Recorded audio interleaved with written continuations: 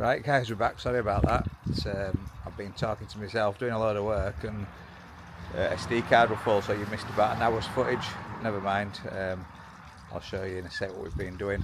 But yeah, Oliver's cleaned the works van. This roads around here this time of year are absolutely filthy, so yeah, he's done that this morning. So that's looking nice and pristine, ready for this week's jobs.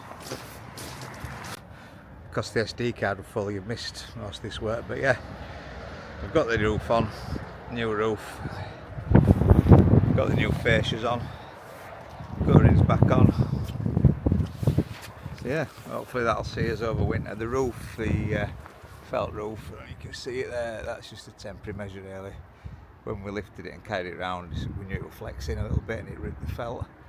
So we just put that on, but we are going to put a proper PVC roof, tile roof on, because obviously this shed's going to be here hopefully for a number of years, so like, because we're fitting it out inside, we want it dry.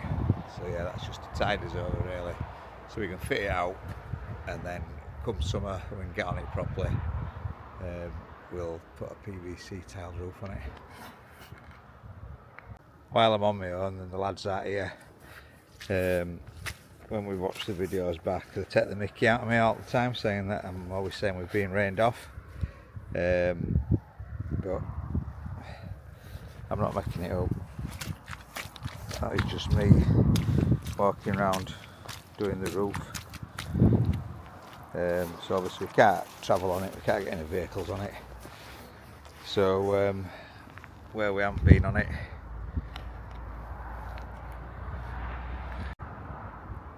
you can see still lush green. We're not going to go on that at all now till probably March, end of Feb, beginning of March. So yeah, but yeah, down this end it always holds a bit of water down here, to be honest, but you can see that's just us. As you can see, that's just us walking about. So when they laugh at me saying we're being rained off, I'm not work shy, I just can't come out in it, because we just make a mess like that. And if you're wondering where Oliver is, I don't know if anybody's got any 20-year-olds, but if you don't feed him every 2.5 hours, he gets extremely cranky, so he's gone off for his dinner, or to go sort his dinner out. Speaking of dinners, I don't think we can make them out, but around about 12 to 12:30 every day we get those two fighter jets going back, so we've obviously been out to Donanook doing a few practice sessions, and they must go back for the dinner, back to base for about 12:30. But yeah, we get them nearly every day at 20 past to 12:30.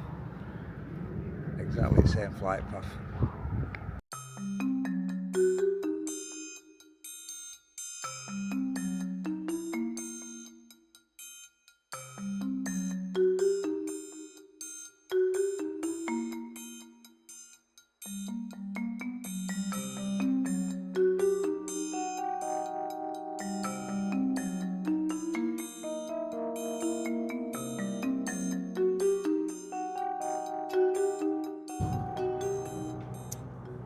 Yeah, good morning campers.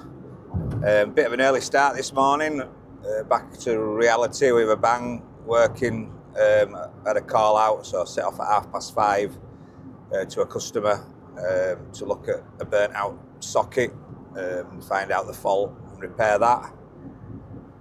So I just thought I'd use this chance to just have a catch up and we'll have a natter. Had obviously a few questions and things about why we bought a campsite, what made us buy a campsite and what have you. And it happened by accident really. We knew we wanted to move, and we've been looking for a couple of years, and we decided we wanted to move to Lincolnshire. More northern Lincolnshire really, sort of the Brig area up on the M180 corridor, because we do a lot of travelling. We wanted to be near a motorway. But after a couple of years of looking, we found the house where we have now with the campsite. And one of the reasons for moving, we wanted to be rural with some outbuildings. One of his other business is a mobile bar business. So we were paying a fortune to rent a unit back where we were from in West Yorkshire to store all the bars and all the equipment. So we just thought we can find a house with some buildings, some outbuildings, a shed or a barn. It'd be ideal, really. So we came across the one we're in now in Louth and we saw that, and then we noticed it had some electric hookups. So we thought, we'll go have a look at this. A little bit out of our price range, to be fair, but we thought it's worth a look. We went to look at it, I think it was March 2024.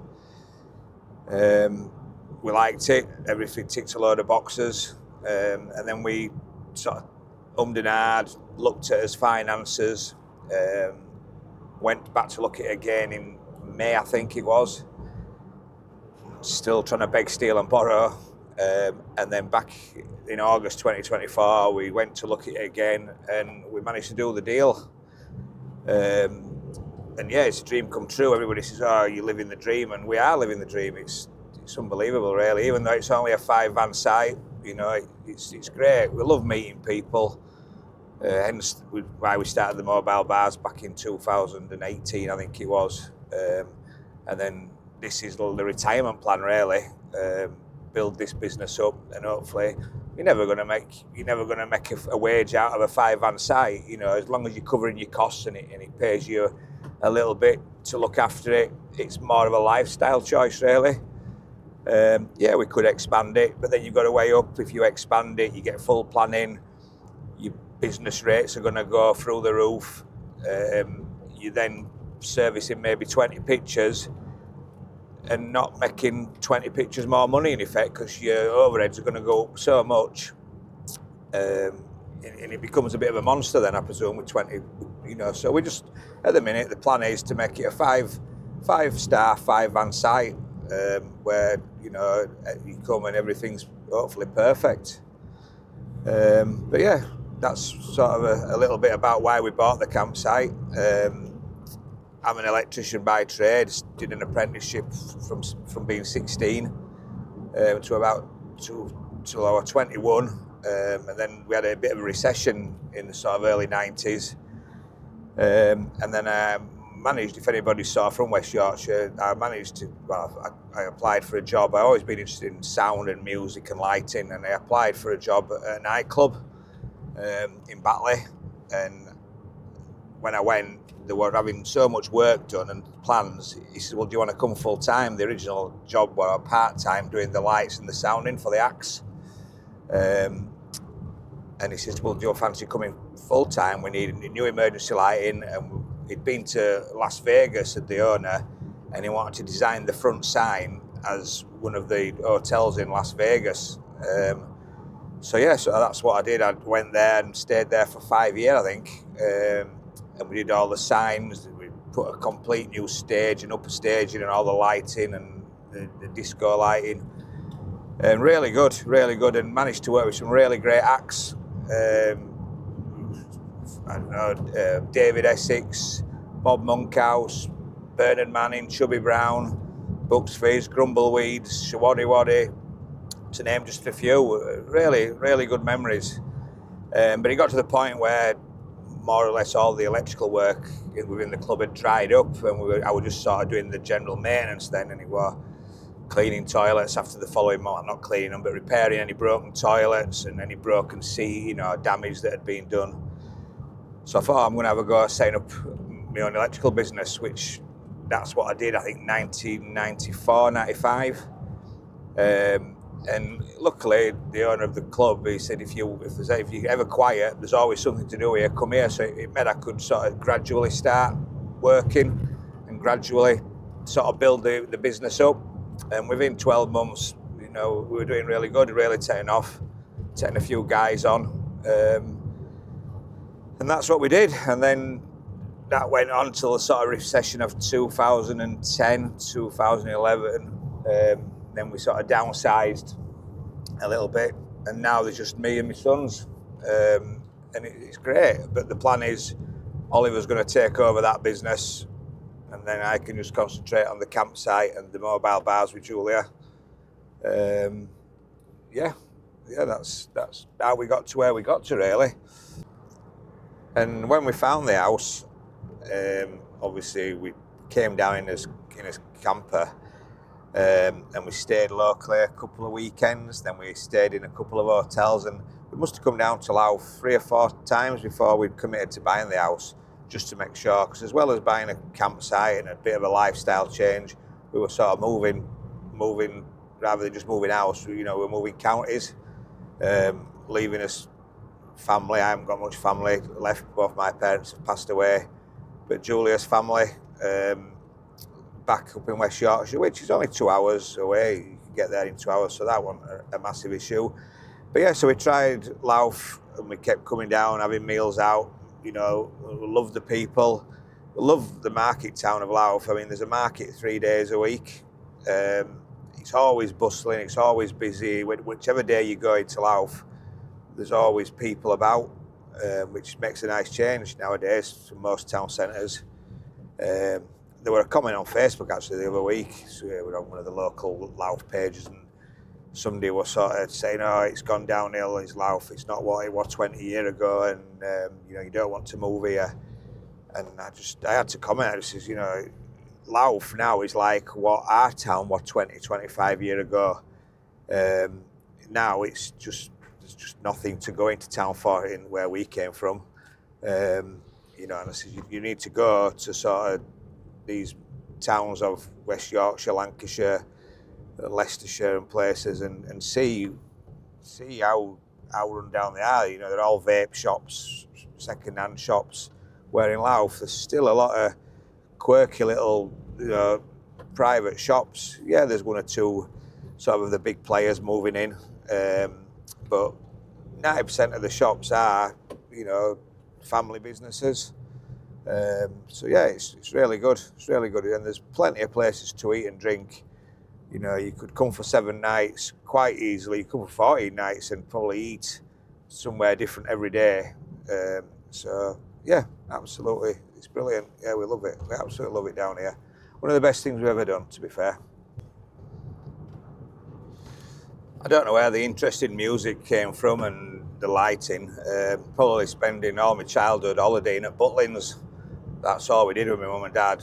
Twice a year, we usually used to go to the Butlins, Springbank, either Filey, obviously closed down now, or Skegness, Butlins.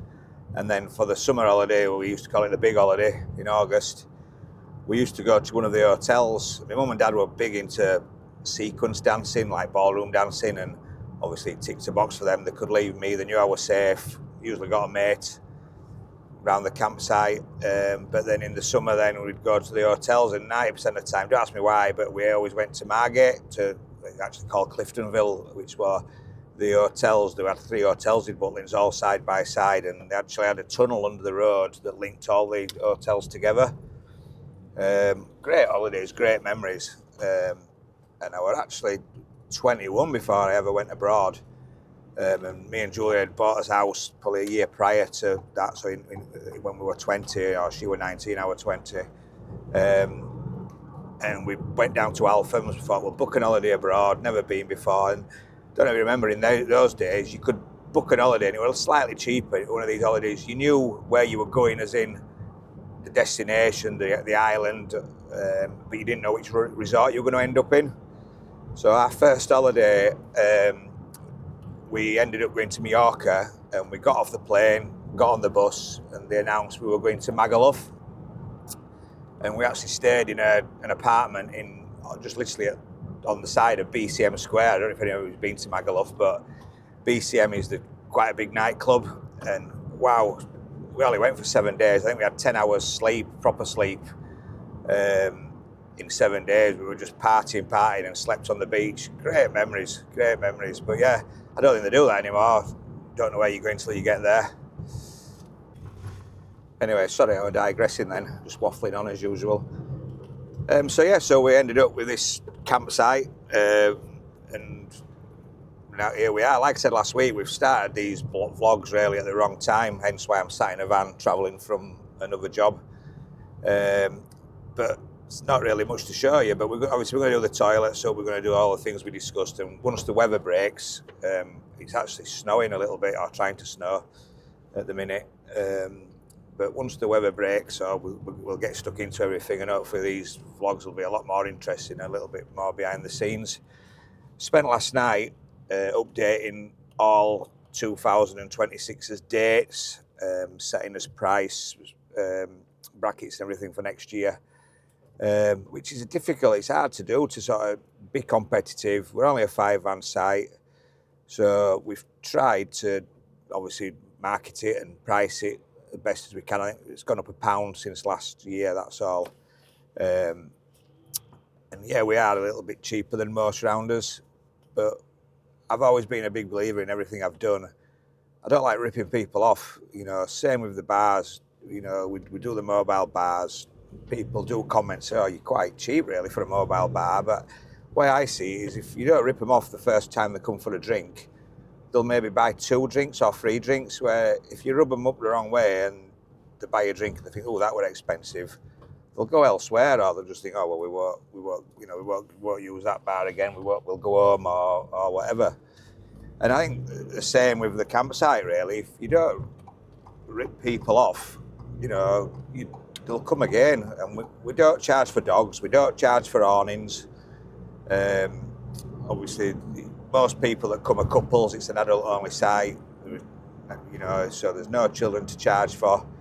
So the price you pay is a pitch price and your electric price, and that's it. There's no hidden extras. You see, we go away in his motorhome all the time, and we've been charged £2.50 a night for his dog sometimes. You think, wow, and I know it costs money to get rid of the dog muck and everything. Don't get me wrong, but I just think when you start adding extras and extras and extras to things, I mean, I looked at one over there, and I was just trying to look at price comparisons, and it were £18 a night. I thought, wow, that's cheap. We need to, But then when you look further down, that was just for your pitch. Then it was £3 per adult. Then, so you've another £6 to go on that. So you're at £24. Then you've got your electric on it, and you're sort of £28 then. So it's £10 more than the actual advertised price, which I don't agree with that really. I think it should be a set fee, obviously plus electric. Because not everybody wants electric. A lot of people can come for 2 days, and they can be self-sufficient really.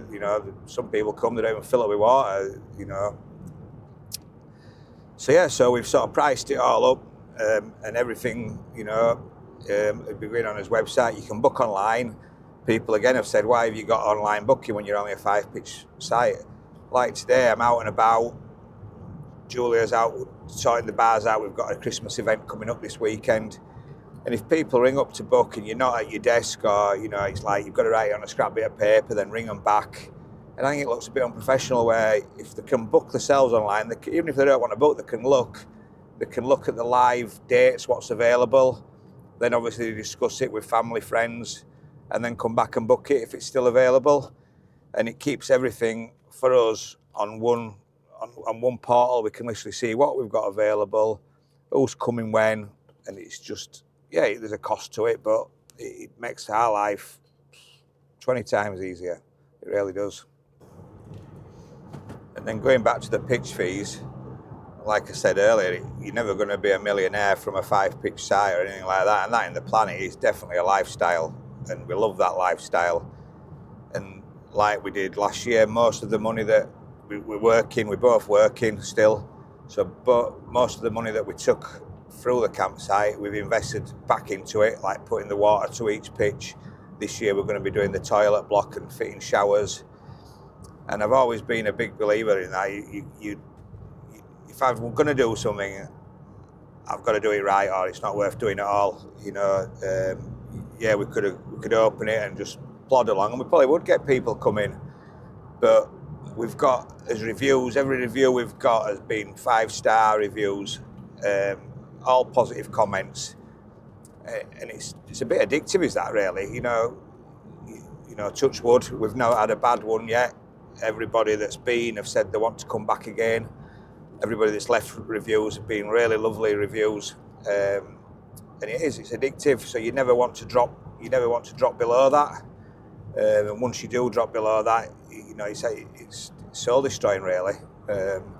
So that's why we try and invest as much as we can, you know, once we've covered his overheads, the running costs, because there's running costs with a little campsite, you know, getting commercial bins emptied, things like that, the electric costs, maintenance of all the machinery, you know, the grass cutting machinery, the edge cutting machinery, buying new tools, maintaining those tools, and everything else that goes along with running the small campsite. But after that, we like to try and invest a good percentage of it back into it to make it even better.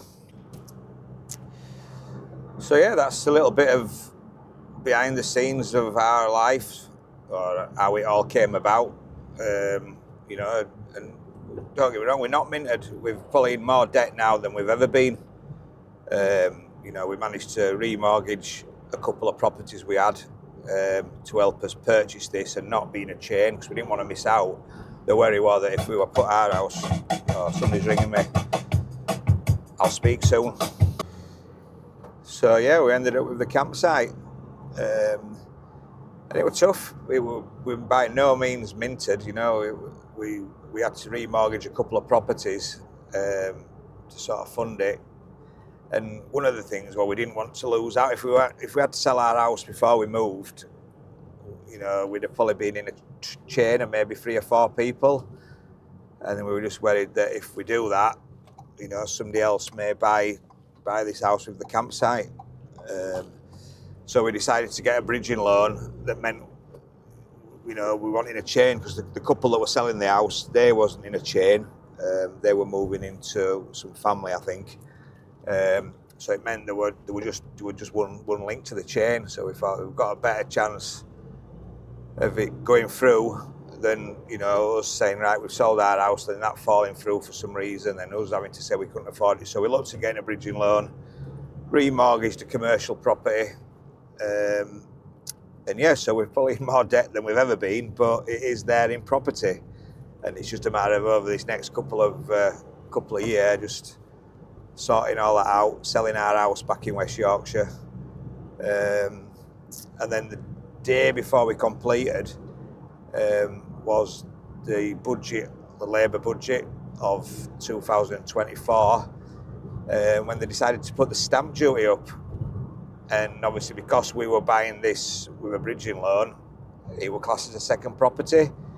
So within a day, the stamp duty went up, I think, about £11,000. If we'd have completed the day prior, it would have been £11,000 better off, which was 11,000 we had to beg, steal, borrow and find. And it were a bit hairy, to be fair. It were a bit worrying, but yeah, we sorted it, and everything went through. So yeah, so we're enjoying life as campsite owners, really. Right, I'm going to call in for a coffee and a sandwich, and carry on heading back home. That's me, fed and watered, back on the road. So yeah, what else can we talk about? Obviously, over the winter, we're going to do all these projects, but we've got a motorhome ourselves. We've had it since 2000. We've had it for years, but this current one we've got is an A-class Frankia. We've had since 2016. And we haven't really used it much this year. Obviously, we're taking on the campsite. We use it for work a little bit with this other business. But actually going away on leisure, we haven't. I think we've done it once, beginning of the year before we opened. So we plan to go away a little bit over the winter. So if people would like to see us sort of in a camper van, and we'll like do a few sites, we'll be like secret shoppers, won't we? And we can put that on. Or if anybody, there's anything you want to see or want to know, please leave it in the comments, and I'll try and include it in, you know, future videos. But yeah, we'll try and do a little bit of everything that's sort of caravan, camper, caravan park related, and just keep going. Thanks for watching, everybody. Don't forget, give us a like, give us a subscribe. It does help get the channel noticed a little bit more, obviously, which helps. The busier we get, the more money we can hopefully make, and the more money we can invest in the campsite. Cheers, guys. Thanks a lot. Bye-bye.